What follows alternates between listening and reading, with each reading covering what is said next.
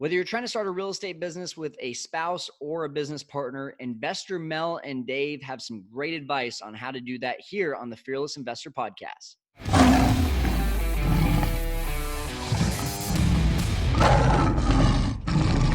Hey, welcome into the Fearless Investor Podcast. I'm Kyle Stanley, and we've got a real exciting show for you today with Investor Mel and Dave. They are two super energetic people out of Canada, and they've been doing real estate for a number of years and really had this aha moment back in 2018 where they realized, hey, this whole like putting 20% down on a house isn't really working. We can't really scale that. And just in 2 short years, they've been able to accomplish a lot. And I mean a lot. But really what I'm excited about on today's show is that even though they have a great strategy for helping you in real estate, they also have a great strategy of working together as a couple, which I think transfers over to not just being a couple in real estate, but also being business partners in real estate. So whether it's you and your spouse or you and a business partner, I really think today's episode will bring you a lot of value. And if you still, after today's episode, feel like you need to just take get that one more piece of information, get one more nugget, get one more question answered before you can fully get comfortable with jumping into real estate. I've been there. I know what that's like. And what I want to do is give you basically 15 minutes with me for free to just talk about what are those things that are holding you back from getting into real estate or the world of investing. So it's just fearlesskyle.com/consultation. You can book a call with me, 15 minutes for free, and we can take it from there. So again, fearlesskyle.com/consultation. But right now, let's get to it with Mel and Dave. Hey, welcome into another episode of The Fearless Investor. We've got Mel and Dave Dupuis, and they are coming in from Canada, ready to have a lot of fun with you guys today, and I'm excited to hear.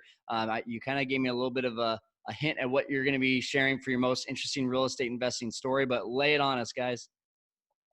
Yeah, we had just purchased a new building. It was a 4-plex or 5-plex, and we had never had room-by-room rentals. So our first experience with room-by-room rentals was a second-floor apartment that used to be 3 units. It was now, or 3-bedroom apartment. Sorry, it was rented per room. So room number 1, the guy was a hoarder. He had cat pee, and it was just terrible, right? So when we bought it, we inherited this.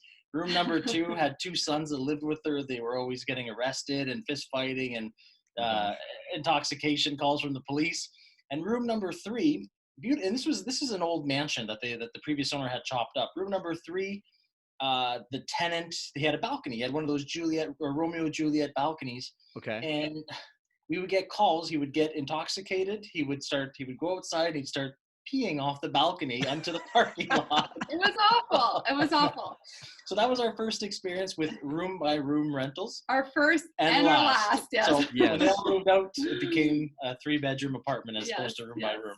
Hey, I have had my fair share, especially during all this COVID stuff, of transitioning from Airbnb to room by room, and I'm transitioning out of that now. So I'm right there with you. It's you attract some interesting people when you start doing room by room. Agreed. Yeah. But hey, guys, I'm really excited to have you on the show today.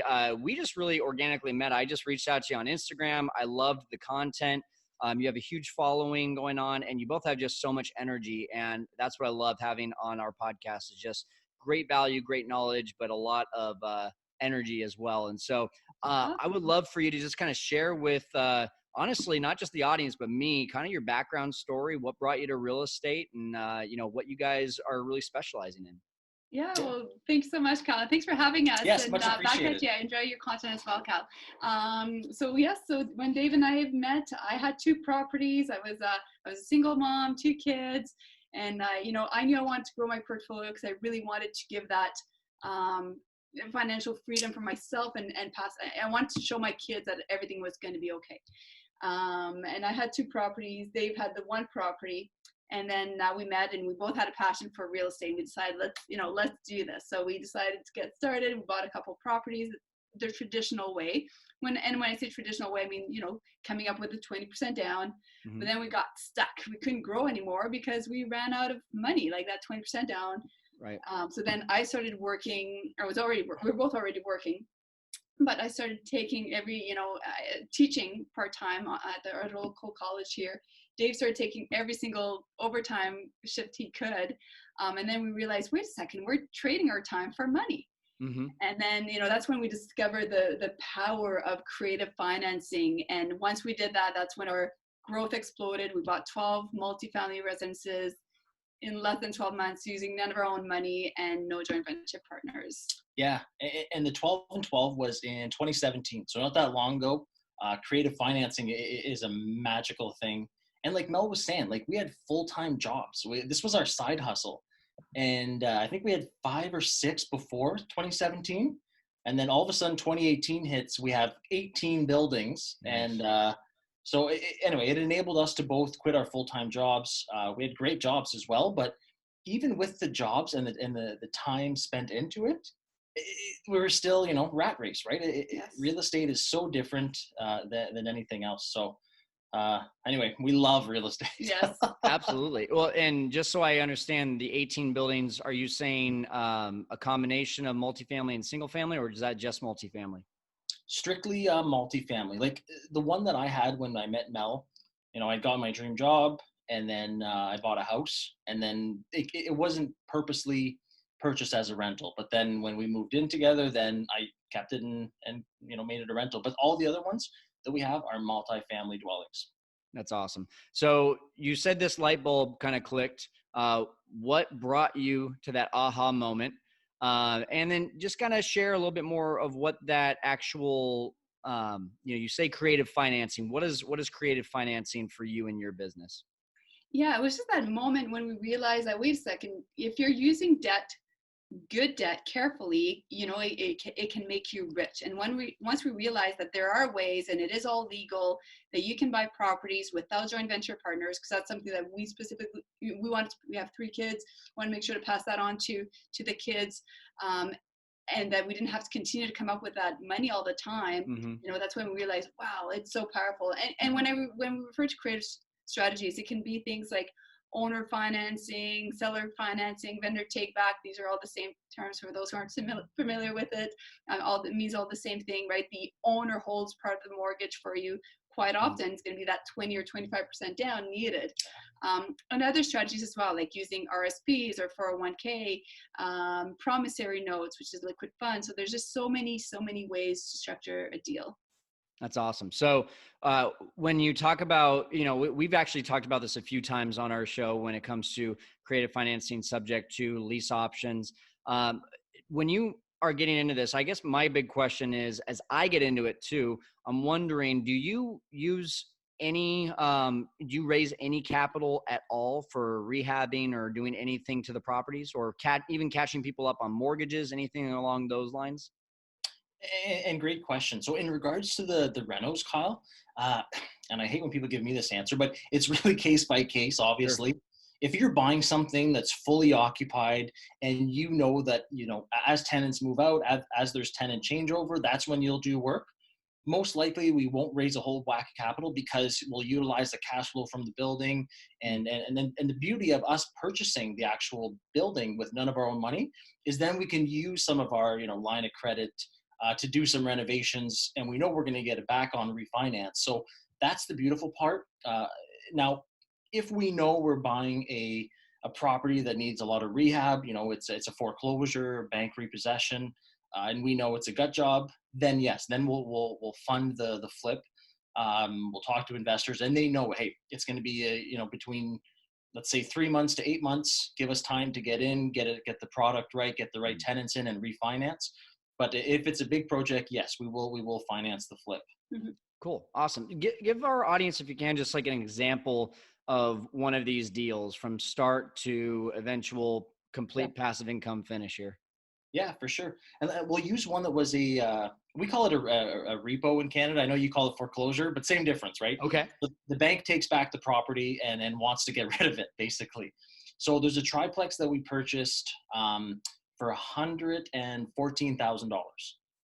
So it was up for 110. There was not a bidding war, but there was 3 or 4 offers in, and we saw the end result. So we went in at 114, and we were the successful. Yes, but purchaser. I think it was originally a duplex, wasn't it? Yeah, it was a duplex originally. Yes. But we knew that it was already zoned. Yeah. So we're like, oh my gosh, okay, the cash flow, we saw that huge potential. So so basically we knew there'd be about $100,000 of renovations, let's say, right? Give Okay. or take. So we got private mortgage for, I think, whatever, an 80 or 75% loan to value. We had someone else give us roughly, I think it was $40,000 or $50,000 as a second mortgage. They utilized their RSP, so that's 401k here in Canada. And then we went to another investor and said, this is going to be about 100k. It's going to be 6 to 8 month project, and they funded the flip. So long story short, renovations happen, the rehab, tenants get in, the building's now worth 325, 330, I'd say, sorry. So, refinanced it, paid out all the private money, all the lenders, all the funding. And now we have an asset, right? We went into it zero money of our own, so zero down deal. It cash flows. Now we have 20% equity and infinite return on investment. That's what I love is when you put nothing into something and it gives you money back every month, it's infinite, right? Like your return on investment's infinite. Yeah, we often hear, oh, I get 10% or 15% or 20. I'm like, that's not good enough for me. I want infinite return on investment. Absolutely. Cool. So with this one that you just mentioned, that's more of just getting one at a wholesale discount. So what you're saying is you're doing a little bit of everything. You're not just doing the owner financing, the creative financing subject to, you're also, if you see a good wholesale deal, then you'll grab that and just like what you said, just go and end up burying it. Yeah. Yeah. And Kyle, just so your audience knows just so they recognize, it's all about, I guess, timing, right? So sometimes we'll see buildings, they're fully occupied. It's just underperforming, right? Mm-hmm. Where the rents are just so below market value or market rent. And we know it'll be, it's a waiting game for tenants to move out and get those rents up. And sometimes like this one where it's a total gut job, but you can't just take on gut jobs all the time because resources, manpower, that type of thing is just, so it's really when they come along, when they fall in your lap, sometimes it's that self-reflection, like, okay, what can I bite off right now without, it being too much and it draining on Yes. money, resources, and time. And that's a good point. I would say for sure the majority, I mean, we've done a few of these full flips where it's a bank repo or a gut job. The majority of the properties though that we do buy, they already have tenants in them. They're multifamily, have tenants in them, and we are buying them quite often. It's, through the owner financing piece or, a blend of different creative strategies. That's awesome. Very nice. So, tell me, what was that like mindset change when you guys actually went from buying these properties and putting down 20% and realizing this was a snail type of game, and then having that moment of like, wait, we can scale this.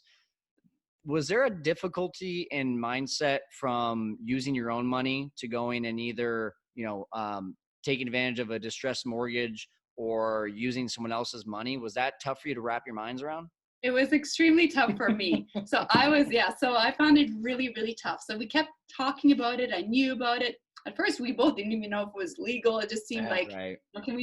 But once we realized, no, it's legal, we can do this. But I was really, really afraid. I was scared of using other people's money because I was worried, well, what if I can't pay them back? And I just never wanted to be responsible for not being able to pay somebody else back. So, how did we push through that? Well, Dave and I, we ended up meeting with people across Canada who had lost their portfolio. So we had a large portfolio who did creative financing and who ended up losing their portfolio. And they were kind enough to actually meet with us.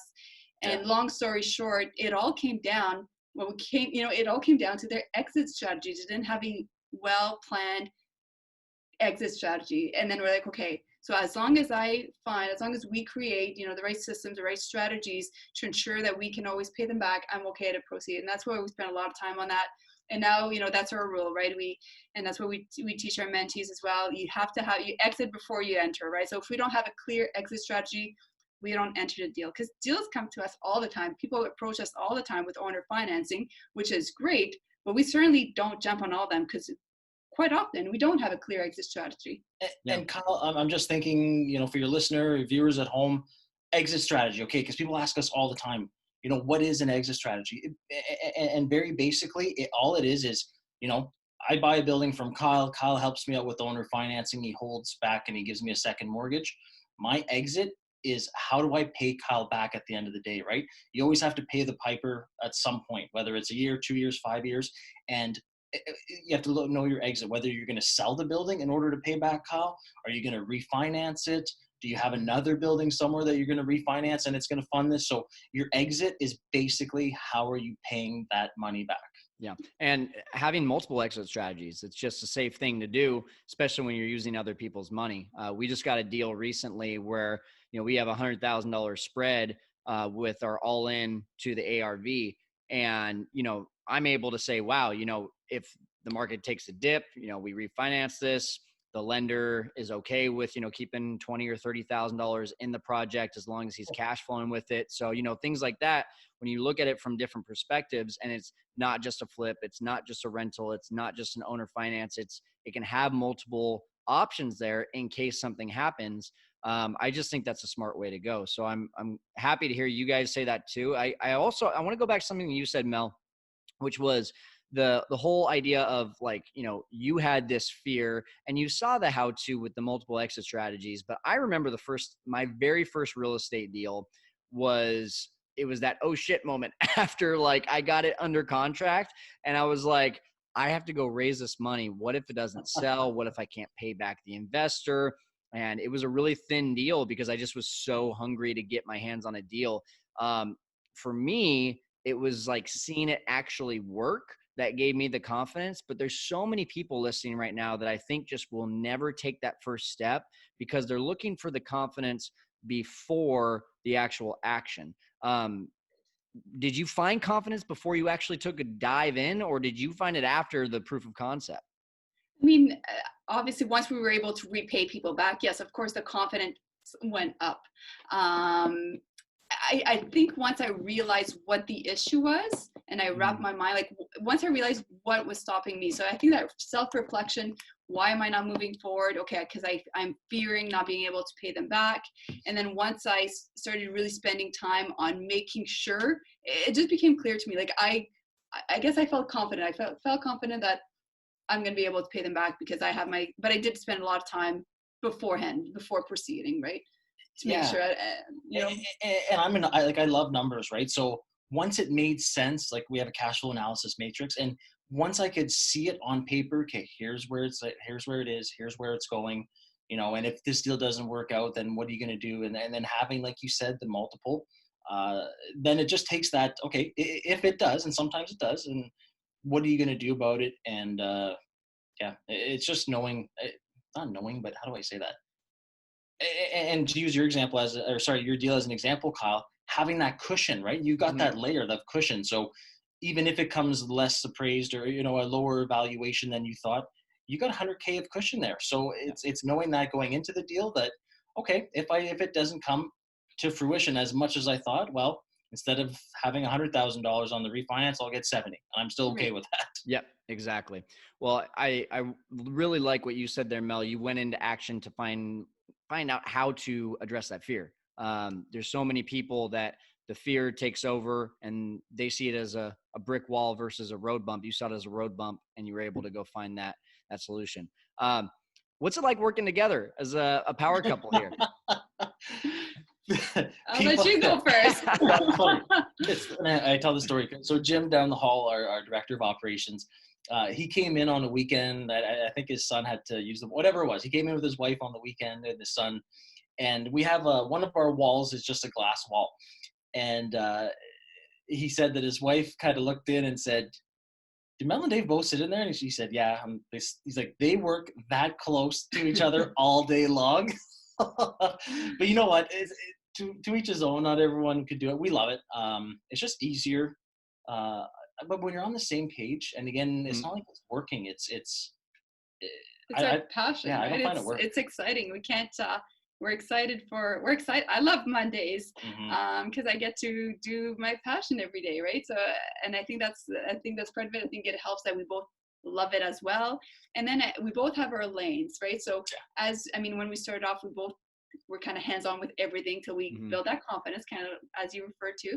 But afterwards, it was also okay, well, you're going to take over these tasks. I'm going to take over these tasks because if we want to grow, we need to be doing different things, right? So, and now, so yes, we were always working together, but we also have our own roles that we play within the business as well. That's good. I don't think that's just good advice for married couples. I think that's good advice for any business partners, Yes. that if, I've been in business before with other people where it's like, hey, this is my job, but you keep on trying to tell me how to do my job. And that's a recipe for disaster, because now you've got people putting their hands on it with different ideas. And before you know it, you're both going at it with each other, and clashing heads basically. So I think that if you're going to do business together, whether it's a married couple or just partners in general, you got to be able to stay in those lanes. So how do you, did you have any trouble in the beginning with really staying in your lane, either one of you, and not crossing over? It, and in the beginning, like I'll give you a few examples because we actually talked with this with each other a couple days ago. So in the beginning, we would kind of do everything together. You know what I Mm-hmm. mean? So if it was analyzing a deal, we'd do that together. If it was walking a property to just an initial, we'd do it together. If it was looking at marketing stuff, we'd do it together. And then gradually, as we got busier, which is a great problem to have, we just couldn't always, okay, if we got 10 deals today, we're gonna analyze them all. Well, Dave, why don't you just do that? And while you're doing that, and then let's have a Cole's Note version conversation after, right? So I think it just naturally progressed that way. Yeah. And then because we both just kind of gravitated to, no, I'll take this. You do the marketing. That doesn't interest me, or whatever it is, right? And then what I find huge is that, and like you said, Kyle, not just married, but any partnership or is the non micromanaging and non-undermining, right? Because when you start undermining and micromanaging, like that's when I find erosion will start. And if Mel tells me something's done and I always go in and check after that it's done, it's almost a waste of time, and it's just gonna, like you said, it's gonna cause this, right? Yes. Yeah. Yeah. Well, I think the key word there is micromanaging, because there's a lot of people that when they partner together on anything think that they're helping, but helping is actually micromanaging. Right. Yes. No, and exactly. And grow that confidence, and then being able to let go. And I think a big part of it as well is remembering your why, right? Your why is going to keep you driven. Your why is going to keep you focused. And I mean, even, yes, I mean, even when we're growing our business together, of course, like any other couple, if we do argue or if we're not on the same page, it's like, okay, well, let's talk it out and, be quick to get over it, because at the end of the day, okay, is this really worth it? At the end of the day, we're both doing this to grow, because of our why. And that's always a good reminder. Sometimes, we'll even, we'll remind each other of that as well, right? Like at the end of the day, okay, why are we doing this? This is our why. Let's get through this and move along. And one thing, Kyle, I'm thinking of you as you said, partners is okay. And sometimes it's, do I want to be right, or do I want to do what's best for the business, right? Like it's Yeah. because sometimes you just want to win and be right, and it's like, okay, that's childish. So think back. Is it really going to help the business today? Are we going to make more money? Are we going to grow? Or am I just going to be right on, a subject or something that anyway. So that's huge in business, because as human beings, I mean, we want to be right quite often, right? Who doesn't like to be right? But remembering sometimes and we'll ask each other that sometimes, like, okay, do we really, even when dealing with other external sources, even with other people, right? Whether it's staff, whether it's contractors, whoever it is, do you want to be right, or do you want to grow your business? And which choose wisely, and always think bigger picture. I love that. That's awesome. So Mel, you said your why, your purpose. What is your why and your purpose? Oh, well, my why is my 3 kids. I want to, pass on my portfolio to them, create that generational wealth. When I started off my why, I mean, I wanted to quit my full-time job before 40, and I was able to do that with real estate investing in order to spend more time with them, right? Be there for them in the morning. Like, this morning we stayed home till 11:30 or so. We had a webinar at 12. So we, stayed home with them in the morning. After this, we can go home when we want. We just have that flexibility of doing what we want, when we want. Oh, sorry. I'm assuming you're going to ask me after. Yeah, same question. Absolutely. Go ahead, Dave. No, it's all about real estate, and the whole generational wealth and legacy thing is super important. And the way I see it is, how do I say this? The generational wealth with real estate, because again, the goal is to pass all of this on to 3 kids one day. We've set it up so they won't have to pay land transfer and taxes. It's all going to be transferred, seamlessly. And Mel and I are going to sit back and then take dividends or salary, however the accountants want to pay us through the corporations. We'll figure that out. That'll be their problem. But the thing that's cool is that and I love this about real estate, we can't control the kids. If they say, mom, dad, I never want to be a real estate investor. I want to go play guitar somewhere. I want to go be an artist. I want to go, whatever it is. Okay, that's fine. Live your life the way you want. But this will continue to grow and this will continue to be there. We can pay someone to manage it. We can pay someone, but just that financial security of, hey, they might just get a check in the mail a little bit less because they're not self-managing, but they're going to be financially okay. Even after we pass, the real estate's not going anywhere. Food and shelter is going to continue to be provided for them at a certain lifestyle that they've come accustomed to. So that knowing that and having set the kids up for that is priceless to me. That's awesome. And both of you having the same why and knowing exactly where you're going, I'm sure continues to motivate you both to work well together. So that's awesome. Guys, how can people get connected with you? And you've got a great opportunity to teach people as well. So the floor is yours to talk about that for a little bit. Yeah, sure. So we have a strong, we post every single day on social media, whether it's Instagram, Facebook, YouTube, and it's always Investor Mel Dave. So just search for that. So Investor Mel Dave. And yes, we have a mentoring program as well for those learning, who are looking to find out how to use other people's money without joint venture partners. That's what our mentoring program is all about. It's very detailed. It has over 120 videos plus, downloadable content. And then they get access to us every single day in a private Facebook group as well. So we're very, very active. And they can just reach out to us through social media. And we just recently this week, they start full-time Monday, hired a videographer. So our videos and our content is going to be brought up a level where our post-production. So anyway, our social media will be that much better now. Yeah, so we're excited for that as well. That's awesome. Well, you guys do have a great page. That's why I reached out to you, and everyone definitely needs to go take a look at it. Again, Investor Mel Dave on Instagram, and just about anything else. You can just Google it. You'll find everything. Guys, any last words before we log off here? I just want to tell people that are listening and they're kind of stuck is, and I know everyone kind of says it, don't wait, jump in and all that. But every time I have a conversation with people, I just want to say, don't be that person that looks back and says, I wish I would have done it. I wish I wouldn't have cared what people thought or gone judged. Like, it's hard to think that way. But once you start realizing that this person that I think influences me right now, they might not be there in 5 years. So why am I accommodating to what they think? So try and think of future you. What would say to now you is, who cares what they think now? Just go out and do it. And if it ruffles feathers, so what? Look out for you and your why. Yes. And for mine, I'm going to give you a little formula. That's my formula to success. So, and if you want to write that down, but it's you plus knowledge plus action equals limitless. So you plus knowledge plus action equals limitless. And you truly are limitless. What we created, what you created, Kyle, we're not any different than you. We started off with nothing as well. It can be done. You might just be missing one of these pieces, right? So are you missing the knowledge piece? Then go out and find somebody to help you, get a mentor. Are you not taking action? You have the knowledge and you're just waiting for the perfect time. Start taking action. You don't want to look back in 5 years saying, I wish I would have started, right? So that action piece and the knowledge piece makes you become limitless. It's so true. Knowledge is power is not at all what is in the secret formula. It's knowledge plus action and plus you. I like that too. So that's awesome. All right, Mel, Dave, thanks so much for joining us today and helping our audience to conquer the world of investing. Appreciate you being on. Thank you for having us. Take care, Thanks, Kyle. Appreciate it.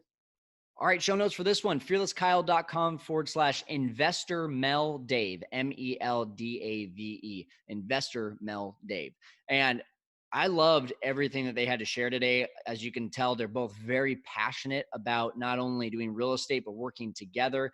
They've found ways to be able to really work as a cohesive unit. And I really love seeing that, especially, I mentioned there where I've been in business partnerships, both that have been good, murky, bad, and I've been through it all. And so one of the things that I really love that what they talk about is just staying in their lane. And if you can really iron that out, I think you can really have a great business partnership, whether it's joint ventures on projects or actually partnering with someone and having your own LLC together. But either way, make sure to go check out the show notes, fearlesskyle.com/investor Mel Dave, and they have a great opportunity to be able to work with them. I want you to go check that out too. So that's going to be it here for the Fearless Investor Podcast. Thanks for joining us today and conquering the world of investing. We'll see you next time.